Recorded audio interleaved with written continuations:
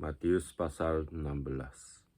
Orang Farisi dan Saduki meminta tanda. Kemudian datanglah orang-orang Farisi dan Saduki hendak mencobai Yesua. Mereka meminta supaya ia memperlihatkan suatu tanda dari sorga kepada mereka.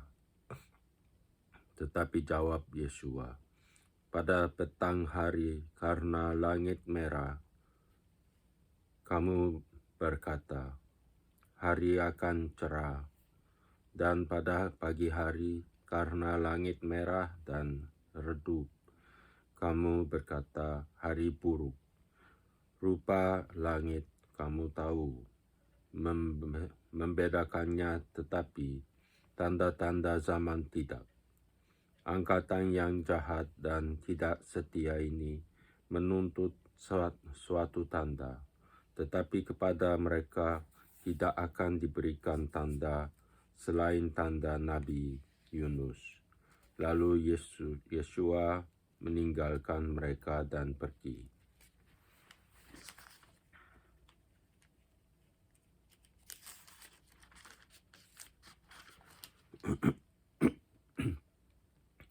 Tentang ragi orang Farisi dan Saduki. Pada waktu murid-murid Yesua menyeberang danau, mereka lupa membawa roti.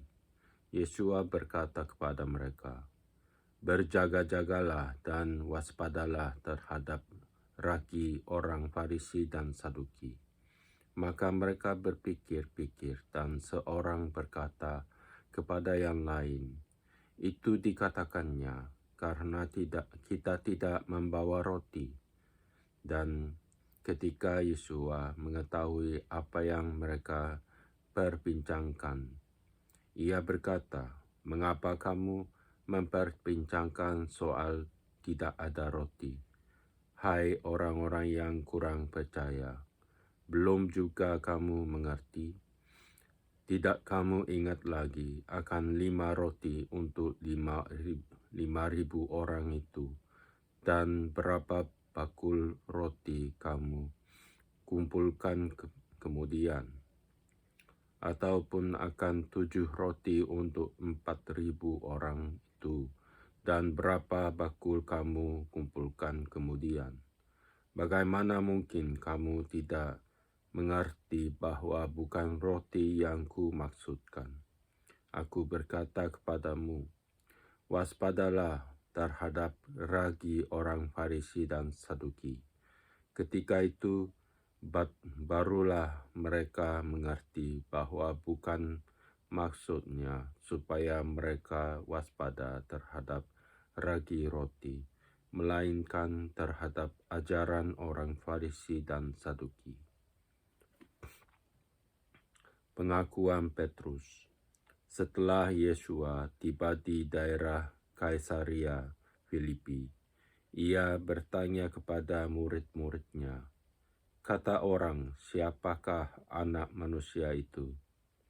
Jawab mereka, ada yang mengatakan Yohanan Pembaptis, ada juga yang mengatakan Eliyahu, yang ada pula yang mengatakan Yeremia atau salah seorang daripada dari para nabi.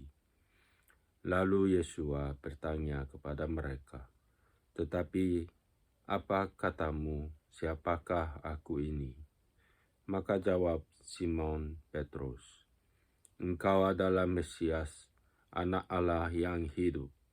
Kata Yesua kepadanya, berbahagialah engkau, Simon bin Yunus, sebab bukan manusia yang menyatakan itu kepadamu, melainkan Bapa-Ku yang di surga. Dan aku pun berkata kepadamu, engkau adalah Petrus, dan di atas batu karang ini aku akan mendirikan jemaatku, dan alam maut tidak akan menguasainya. Kepadamu akan kuberikan kunci kerajaan sorga. Apa yang kau ikat di dunia ini akan terikat di sorga, dan apa yang kau lepaskan di dunia ini akan terlepas di sorga. Lalu Yesua melarang murid-muridnya supaya jangan memberitahukan kepada siapapun bahwa ia Mesias. Pemberitahuan pertama tentang pemberitaan Yesua dan syarat-syarat mengikut Dia. Sejak waktu itu, Yesua mulai menyatakan kepada murid-muridnya bahwa ia harus pergi ke Yerusalem dan menanggung banyak penderitaan dari pihak tua-tua, imam-imam, kepala dan ahli-ahli Taurat, lalu dibunuh dan dibangkitkan pada hari ketiga. Tetapi Petrus menarik Yesua ke samping dan menegur dia, katanya, "Tuhan, kiranya Allah menjauhkan hal itu. Hal itu sekali-kali takkan menimpa engkau." Maka Yesua berpaling dan berkata kepada Petrus, "Enyahlah, iblis, engkau suatu batu sandungan bagiku, sebab engkau bukan memikirkan apa yang dipikirkan Allah, melainkan apa yang dipikirkan manusia." Lalu Yesua berkata kepada murid-muridnya, "Setiap orang yang mau mengikut aku, ia harus menyangkal dirinya, memikul salibnya dan mengikut aku. Karena barang siapa mau menyelamatkan nyawanya, ia akan kehilangan nyawanya. Tetapi barang siapa kehilangan nyawanya karena aku, ia akan memperolehnya. Apa gunanya seorang memperoleh seluruh dunia tetapi kehilangan nyawanya, dan apakah yang dapat diberikannya sebagai ganti nyawanya? Sebab Anak Manusia akan datang dalam kemuliaan Bapa-Nya, diiringi malaikat-malaikatnya. Pada waktu itu, ia akan membalas setiap orang menurut perbuatannya. Aku berkata kepadamu, sesungguhnya di antara orang yang hadir di sini, ada yang tidak akan mati sebelum mereka melihat Anak Manusia datang sebagai Raja dalam kerajaannya. Pasal 17. Yesua dimuliakan di atas gunung. 6 hari kemudian, Yesua membawa Petrus, Yakobus, Yohanes, saudaranya, dan bersama-sama dengan mereka, ia naik ke sebuah gunung yang tinggi. Di situ mereka sendiri saja. Lalu Yesua berubah rupa di depan mata mereka. Wajahnya bercahaya seperti matahari, dan pakaiannya menjadi putih bersinar seperti terang. Maka nampak kepada mereka Musa dan Elia sedang berbicara dengan dia. Kata Petrus kepada Yesua, "Tuhan, betapa bahagianya kami berada di tempat ini. Jika engkau mau, biarlah ku dirikan di sini 3 kemah, satu untuk engkau, satu untuk Musa, dan satu untuk Eliyahu." Dan tiba-tiba sedang ia berkata-kata, turunlah awan yang terang menaungi mereka, dan dari dalam awan itu terdengar suara yang berkata, "Inilah anak yang kukasihi, kepadanya lah aku berkenan, dengarkanlah dia." Mendengar itu tersungkurlah murid-muridnya, dan mereka sangat ketakutan. Lalu Yesua datang kepada mereka dan menyentuh mereka, sambil berkata, "Berdirilah, jangan takut." Dan ketika mereka mengangkat kepala, mereka tidak melihat seorang pun kecuali Yesua seorang diri. Pada waktu mereka turun dari gunung itu, Yesua berpesan kepada mereka, "Jangan kamu ceritakan penglihatan itu kepada seorang pun sebelum Anak manusia dibangkitkan dari antara orang mati."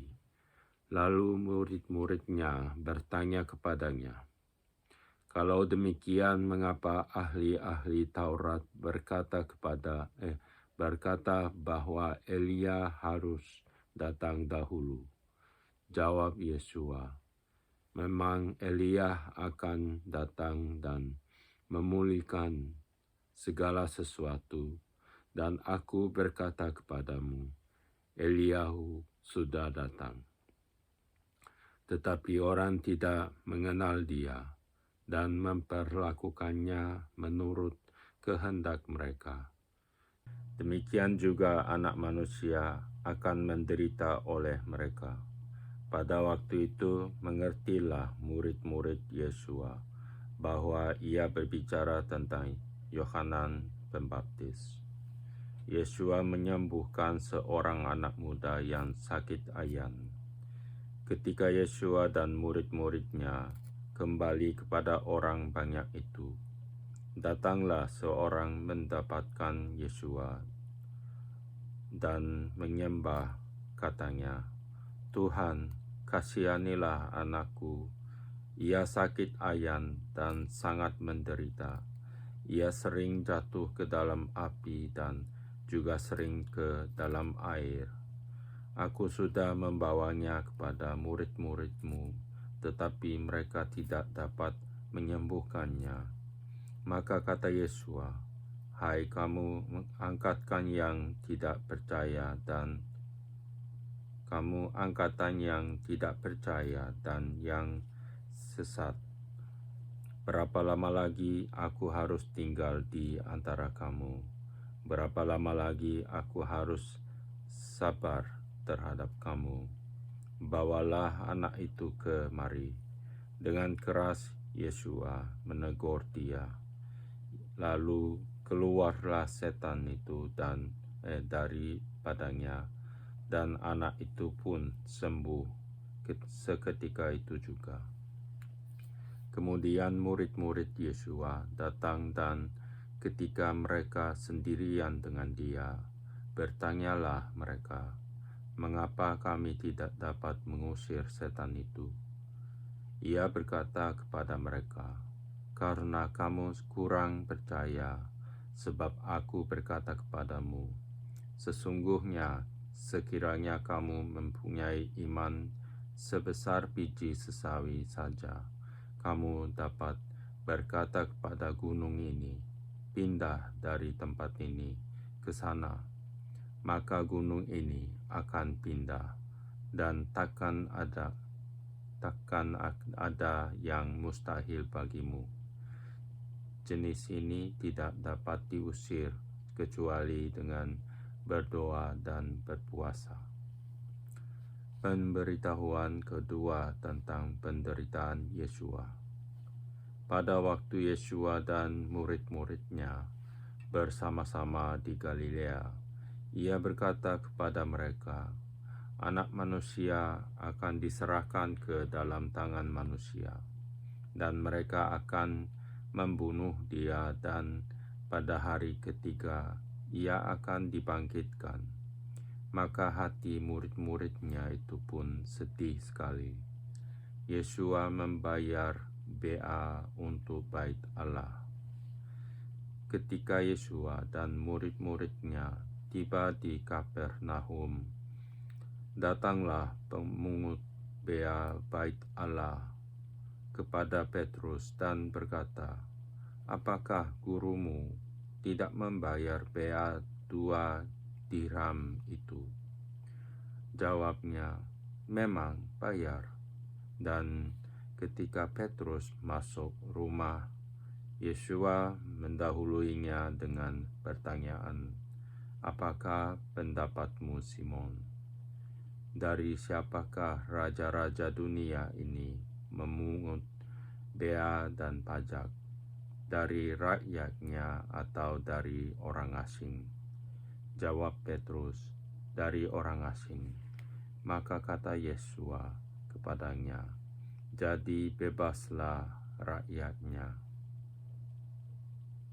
Tetapi supaya jangan kita menjadi batu sandungan bagi mereka, pergilah memancing ke danau, dan ikan pertama yang kau pancing, tangkaplah dan bukalah mulutnya, maka engkau akan menemukan mata uang, 4 dirham di dalamnya. Ambillah itu dan bayarkanlah kepada mereka, bagiku dan bagimu juga." Pasal 14. Siapa yang terbesar dalam kerajaan sorga? Pada waktu itu, datanglah murid-murid itu kepada Yesus dan bertanya, "Siapakah yang terbesar dalam kerajaan sorga?"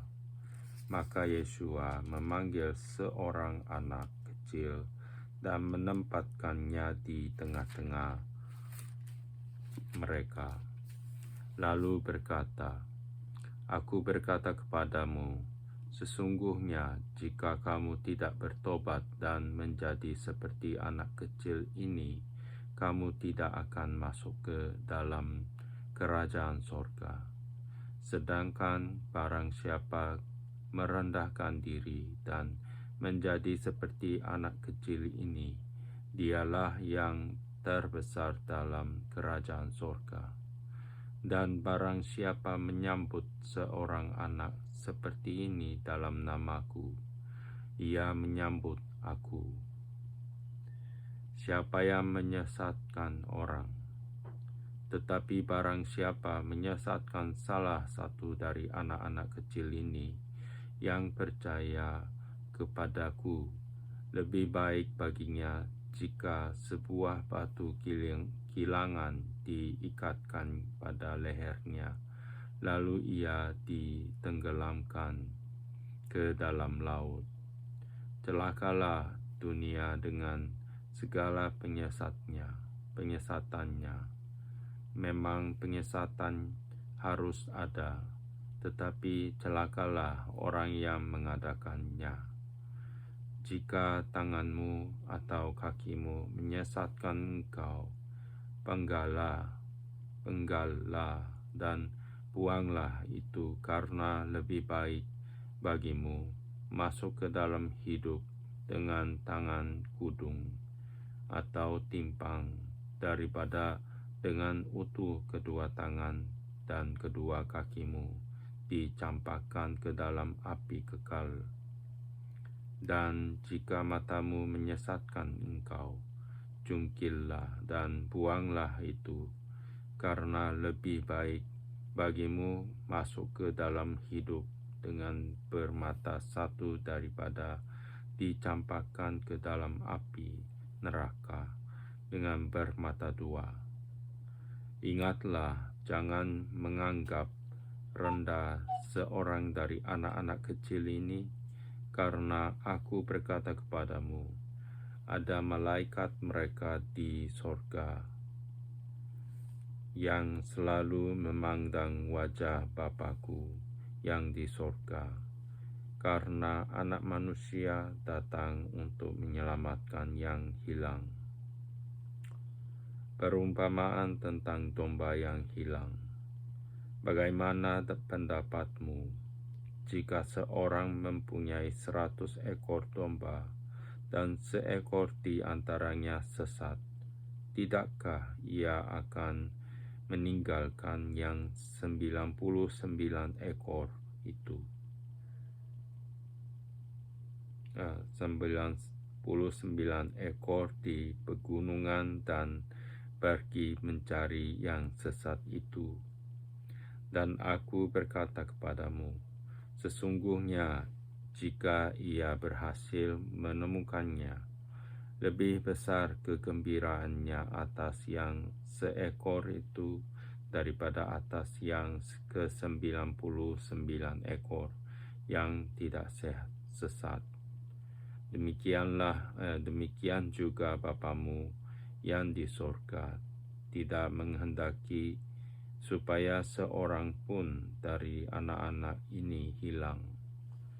Tentang menasihati sesama saudara.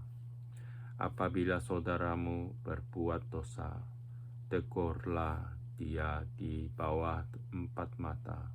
Jika ia mendengarkan nasihatmu, engkau telah mendapatkan kembali. Jika ia tidak mendengarkan engkau, bawalah seorang atau 2 orang lagi, supaya atas keterangan 2 atau 3 orang saksi, perkara itu tidak disangsikan. Jika ia tidak mau mendengarkan mereka, sampaikanlah soalnya kepada jemaat. Dan jika ia tidak mau juga mendengarkan jemaat, pandanglah dia sebagai seorang yang tidak mengenal Allah atau seorang pemungut cukai. Aku berkata kepadamu, sesungguhnya apa yang kamu ikat di dunia ini akan terikat di sorga, dan apa yang kamu lepaskan di dunia ini akan terlepas di sorga. Dan lagi, aku berkata kepadamu, jika 2 orang daripadamu di dunia ini sepakat meminta apapun juga, permintaan mereka itu akan dikabulkan oleh Bapa-Ku yang di sorga. Sebab di mana 2 atau 3 orang berkumpul dalam nama-Ku, di situ Aku ada di tengah-tengah mereka. Perumpamaan tentang pengampunan. Kemudian datanglah Petrus dan berkata kepada Yesua, Tuhan, sampai berapa kali aku harus mengampuni saudaraku jika ia berbuat dosa terhadap aku? Sampai 7 kali? Yesua berkata kepadanya, bukan, aku berkata kepadamu, bukan sampai 7 kali, melainkan sampai 70 kali 7 kali. Sebab hal kerajaan sorga seumpama seorang raja yang hendak mengadakan perhitungan dengan hamba-hambanya. Setelah ia mulai mengadakan perhitungan itu, dihadapkanlah kepadanya seorang yang berhutang 10.000 talenta. Tetapi karena orang itu tidak mampu melunaskan hutangnya, raja itu memerintahkan supaya ia dijual beserta anak istrinya dan segala miliknya untuk membayar hutangnya. Maka sujudlah hamba itu menyembah dia. Katanya, sabarlah dahulu, segala hutangku akan kulunaskan. Lalu tergeraklah hati raja itu oleh belas kasihan akan hamba itu, sehingga ia membebaskannya dan menghapuskan hutangnya. Tetapi ketika hamba itu keluar, ia bertemu dengan seorang hamba lain yang berhutang 100 dinar kepadanya. Ia menangkap dan mencekik kawannya itu. Katanya, bayar hutangmu. Maka sujudlah kawannya itu dan memohon kepadanya, sabarlah dahulu, hutangku itu akan kulunaskan. Tetapi ia menolak dan menyerahkan kawannya itu ke dalam penjara sampai dilunaskannya hutangnya. Melihat itu, kawan-kawannya yang lain sangat sedih, malu, lalu menyampaikan segala yang terjadi kepada tuan mereka. Raja itu menyuruh memanggil orang itu dan berkata kepadanya, "Hai hamba yang jahat, seluruh hutangmu telah kuhapuskan karena engkau memohonkannya kepadaku. Bukankah engkau pun harus mengasihani kawanmu seperti aku telah mengasihani engkau?" Maka marahlah tuannya itu dan menyerahkannya kepada algojo sampai ia melunaskan seluruh hutangnya. Maka Bapakku yang di sorga akan berbuat demikian juga terhadap kamu, apabila kamu masing-masing tidak mengampuni saudaramu dengan segenap hatimu.